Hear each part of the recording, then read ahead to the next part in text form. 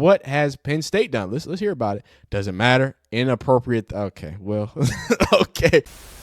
Ladies and gentlemen, another amazing week of college football with the Week 9 poll up and plastered. As a very, very sad Texas fan, I have to come here with my tail between my legs and look at Georgia at the number 2 spot. Anyway, here we go. We're going to look at every team. We're going to look at how they got here. We're going to sadly talk about the disgrace that is the Texas Longhorns as we gear up for the trap game of Vanderbilt, all right? And really see who it is and why it is and why it is. I don't like this ranking. I got my own ranking. We're going to look at my top 10.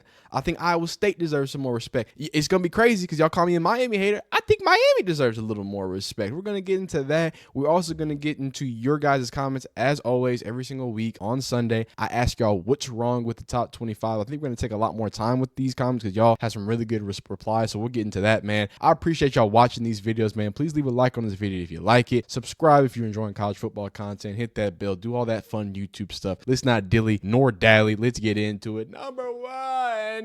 I think this is okay only solely because Puddles is the best mascot in college football. Look, man, I know Western Kentucky and that big red blob or whatever. Hey, they do some good stuff over there, but Puddles is taking it to another level. The dedication, the fortitude, the craftsmanship that is desired and inspired through Mr. Puddles or Mrs. Puddles. I'm not sure if that's Mr. or Mrs. The artist formerly known as Puddles is really doing phenomenal things. But no, in seriousness, I had a lot of doubts about this Oregon team. If you were to tell me that Oregon would be ranked at number 1, I would have been like, no, maybe top 5. Maybe they're going to linger around there. But they've shown that the defense is elite. They struggled with some teams early on, maybe some smaller teams. But only thing they've done since then is become better and do better and really take those next steps. So that defense is elite. That offense is completely explosive. I don't think there's a lot of people who can keep up with them. So, admittedly, being the number 1 team is probably not the worst thing ever. Number 2, Georgia. I'm just saying, as a salty Texas fan, I mean,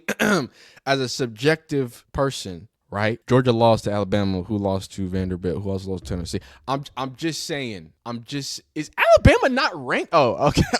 I swear they were ranked. But yeah, that's all I'm gonna say. Other than that offense decided to wake up against us. If you really go watch that game, to be honest, those picks put us in a bad situation. Our offense was just not doing it. But we'll get into that. I'm gonna get on my soapbox when we get there. Georgia does have a few more games to play. They got a schedule, boy. So they sneak it. I think they're gonna be sure in for the playoffs regardless, especially if we continue to have a good season. If Alabama, decides to play like Alabama for the rest of the season, they're almost a sure in because they only have one loss to a previously number 1 Alabama. So they're going to be primed to walk in there in that top 12 teams.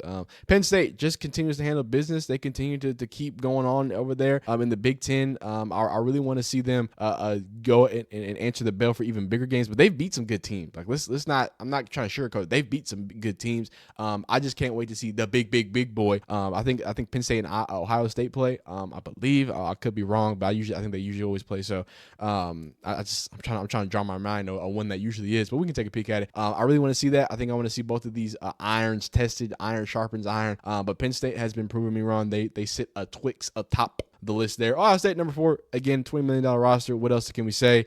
You only lost to Oregon, who is the number 1 team in the nation right now. Hey man, number 4 team. Only one decent loss. It is what it is. Texas looked like a shell of their previous self, especially on the offensive side. For all of the offensive praise that Sark is given, we looked like an abysmal offense. And if I'm being honest with you, if I can make some excuses, we started a lot of our drivers to start off like before the 20-yard line. We had that pick that had us like on the 3, and then another pick. Like both of those picks we couldn't do anything with because of the field position. Now that's more to do with our offense not being able to produce on the field position. But then again, what I'm saying, when you have the refs help you out and do something that I've never seen in a college football game, I'm sure it's happened, but legendary stuff from the Karens out there in the University of Texas. Those are my people. I'm sorry, I got to claim them.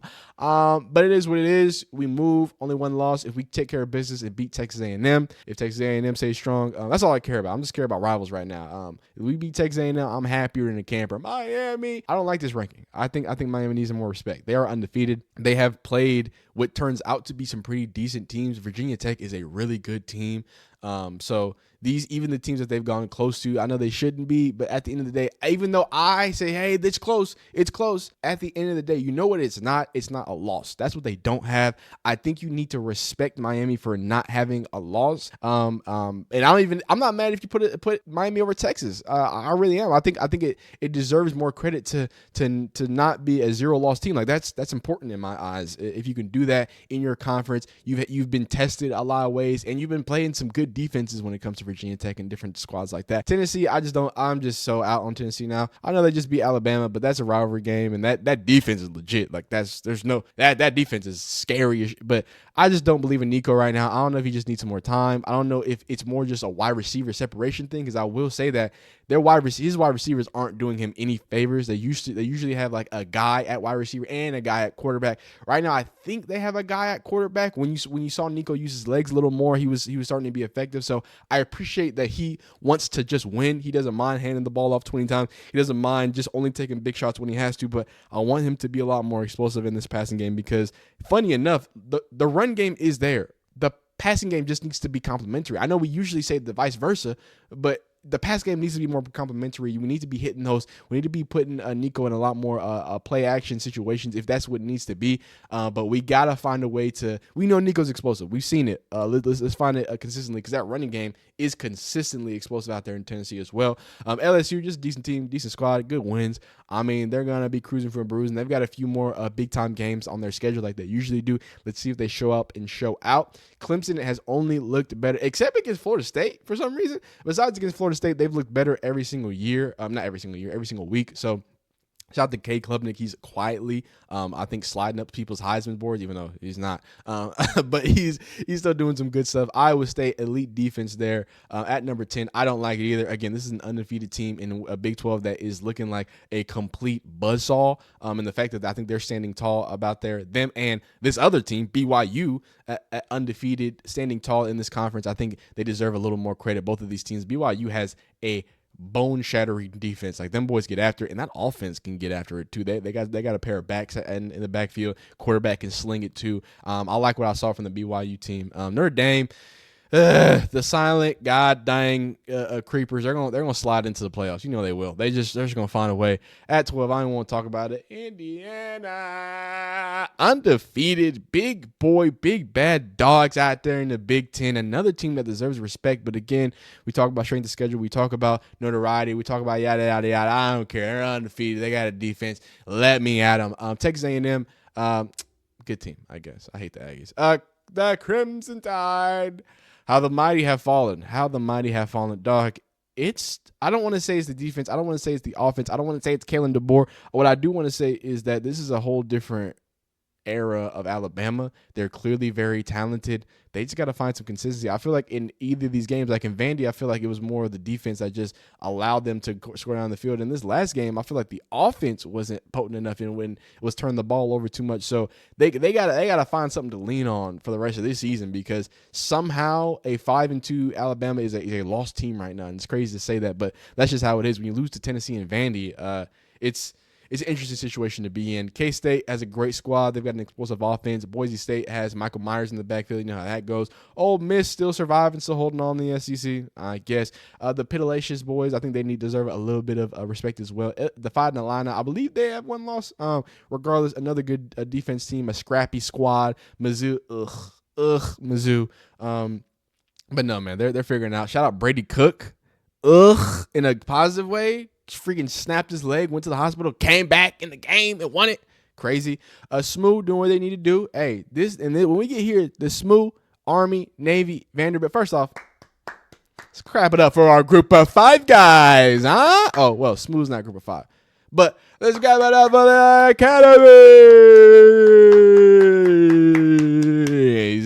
Both undefeated, both ranked since since World War II. There might be something going on. I don't know. Regardless, we are here with Smooth at 22, who has shown to be probably the most probably the best addition to the ACC so far. You got Army out there doing what they do, undefeated with an amazing quarterback and an NFL caliber offensive line. Davie doing some similar things. They're throwing around a yard here and there. And Vanderbilt just staking their claim as an SEC powerhouse. What are you going to say to them, all right? Anyway, continuing on and continuing forward, my top 10, argue against the wall. Oregon at number 1. Miami at number 2. They're undefeated. They've been tested. Penn State at number 3. That can be that's a little. I can see how you might put Penn State over Miami. I don't care, dog. Georgia at number 4. You lost to a team that lost to Vandy and lost to Tennessee. Am I a salty Texas fan? Of course I am. Number 5, Texas. Hug 'em horns. Ohio State at number 6. Iowa State at number 7. Undefeated team. Clemson gets his respect. LSU number 9 and number 10 Tennessee. What is your top 10? Let me know in the comments. But I don't think you need to comment because I think a lot of y'all already have commented. So let's get into it in the final part of this video and see how y'all feel about this top 10 every week. And I ask y'all, what is wrong with the top 25? And my man T. White says, never thought I would see the day I wasn't trying to dislike Indiana would be ranked higher than Bama. Crazy world we're living in. It is. I need to get like a stat on that. When's the last time that's happened? I feel like Army and Navy should be higher due to the sheer gaps of the beatings they've been putting on teams. BTA. They've been smacking boys. Bro, this is why I love college football. So many random teams that have been the biggest surprise of college football this year. Hey, I made that 2007 video. I tried to tell y'all this is just like 2007, but y'all don't believe me. Vanderbilt finally made it. All hail to them boys. Indiana 3 to 5 spots too low. Other than that, looking good. This is real. I'm believing and I'm pushing in the goddamn Indiana, what's it called? Propaganda. The U should be ranked 4. Sadly, I agree. Like I told you, y'all saw my top. I got Miami at 2. Indiana and Iowa State over Alabama looks weird, but that's the reality. Army and Navy should be much higher. The fact that they're doing it without highly touted recruits and transfers says a lot. Our Nation Service Academy deserves more respect. It's incredible how they've been managed to beat down opponents working with much less. They're also a bit undersized in some positions because of the physical standards as well. Come on, man. I really hope one of them makes it into the playoffs. Nice. Go Canes. We just keep winning, and that's all that matters. Winners and losers lose, and nobody can take that away from us. 7-0. Eventually, they'll have to play a decent team. Oh, here we go. They're arguing about decent team. Look, man, when you're undefeated, you're undefeated. You have to give respect to that at this point in the season. 4 games in the season, but 7 games in the season, you got to give some credit. You know what I'm saying? Only thing that matters is the top 12. Texans need to be in the 20. We'll lose 3 more minimum. Wowza. You're not fresh, homie. I'm very upset. Indiana should be a top 10 team. Do I have Indiana as a top 10 team? I have Iowa State as a top 10 team. I don't even have Indiana as a top 10 team. Regardless. It's not updated on CFP 25 like ever. Yeah, I don't. That game's cooked, dog. By the way, I know some of y'all came here for college football, the game, but the fact that they don't even update with the season, like, what are we even? Y'all just had a roster update 2 weeks ago. But anyway, continuing on, Indiana over Notre Dame. Hey, Indiana might be the kings of Indiana football, dog. I don't know. Indiana should be where Iowa State is. Unless I see LSU and Texas A&M play this week, I would probably still have Bama over Texas A&M, mainly because I still can't trust Texas A&M. I agree. No one can trust an Aggie. So what has Penn State done? Let's hear about it. Doesn't matter. Inappropriate. Okay, well, okay, guys. Penn State might have. Okay, that's crazy. LSU should be above Tennessee after spanking the team that beat them. We have Vanderbilt in the top 25 before GTA 6. Colorado should be ranked. I don't know about that. Iowa State over Indiana. I have Iowa State over Indiana. Now, the more I talk about, I don't know. I think y'all are peer pressuring me. I think I should have had Indiana over Iowa State in my little top 10 because when I started thinking about the full team, like, Indiana's a wagon, dog.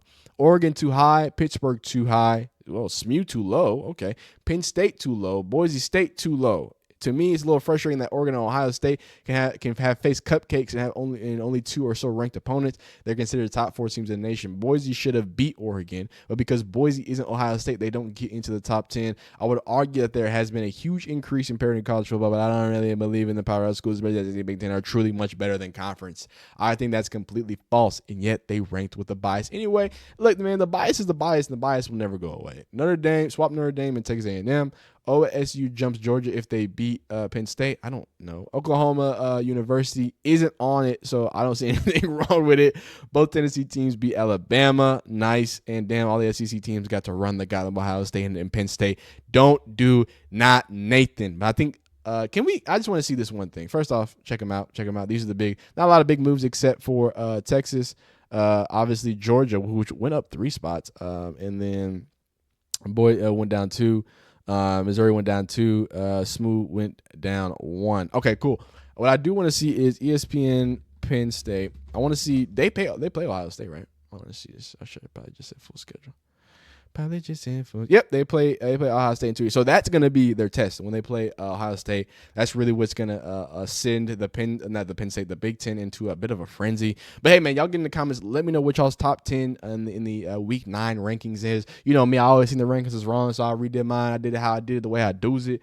Make fun of my rankings as well. Go ahead, those are mine. Y'all be great. Y'all be phenomenal. Y'all be elite. Like this video if you like it. Subscribe, do all that fun stuff. We'll see you next time.